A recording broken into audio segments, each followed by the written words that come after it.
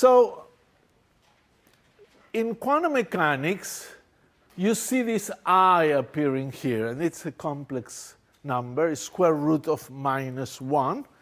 And that shows that somehow complex numbers are very important. Well, it's difficult to overemphasize their importance. So I is the square root of -1, was invented by people in order to solve equations. Equations like x squared equals -1. And it so happens that once you invent I, you don't need to invent more numbers, and you can solve every polynomial equation with just I. And square root of I, well, square root of I can be written in terms of I and other numbers. So if you have a complex number, z, we sometimes write it this way, and we say it belongs to the complex numbers, and with A and B belonging to the real numbers. And we say that the real part of z is A, and the imaginary part of z is B. We also define the complex conjugate of z, which is A minus IB.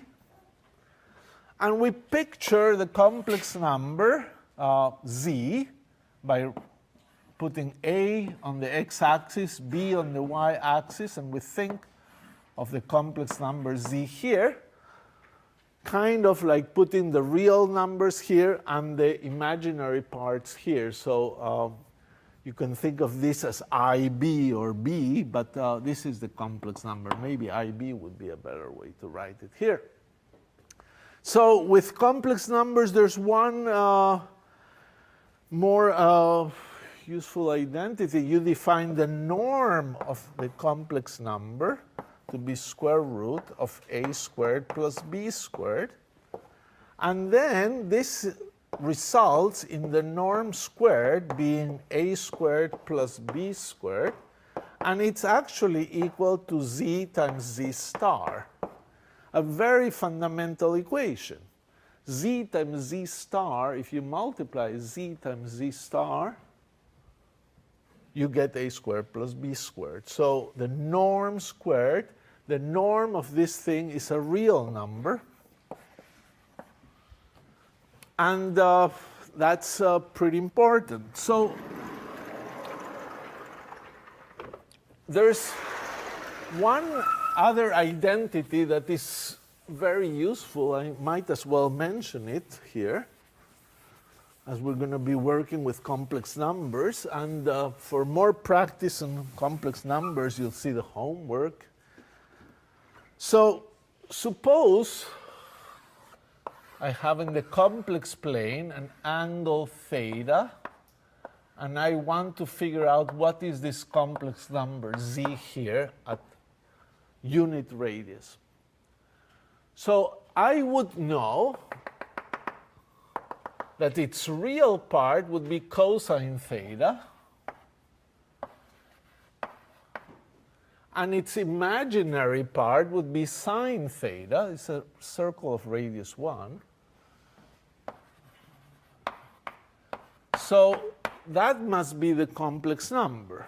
Z must be equal to cosine theta plus I sine theta, because the real part of it is cosine theta. It's indeed that horizontal part, projection, and the imaginary part is the vertical projection. Well, the thing that is very amazing is that this is equal to e to the I theta. And that is very non-trivial. To prove it, you have to work a bit. But it's a very famous result, and we'll use it. So that is complex numbers. So complex numbers, you use them in electromagnetism. You sometimes use them in classical mechanics, but you always used it in an auxiliary way. It was not directly relevant because the electric field is real, the position is real, the velocity is real, everything is real, and the equations are real. On the other hand, in quantum mechanics, the equation already has an I. So in quantum mechanics, psi is a complex number, necessarily. It has to be. In fact, if it would be real, you would have a contradiction, because if psi is real, turns out for all physical systems we're interested in, H on psi real gives you a real thing, and here, if psi is real, the derivative is real, and this is imaginary, and you have a contradiction. So there are no solutions that are real. So you need complex numbers. They're not auxiliary. On the other hand, you can never measure a complex number. You measure real numbers, ammeter, position, weight, anything that you really measure at the end of the day is a real number. So if the wave function was a complex number, was the issue of what is the physical interpretation. And Max Born had the idea that you have to calculate the real number called the norm of this squared, and this is proportional to probabilities.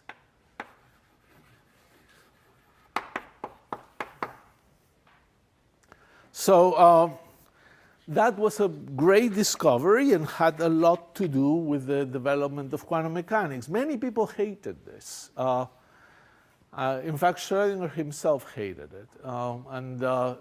His invention of the Schrödinger cat was an attempt to show how ridiculous was the idea of thinking of these things as probabilities.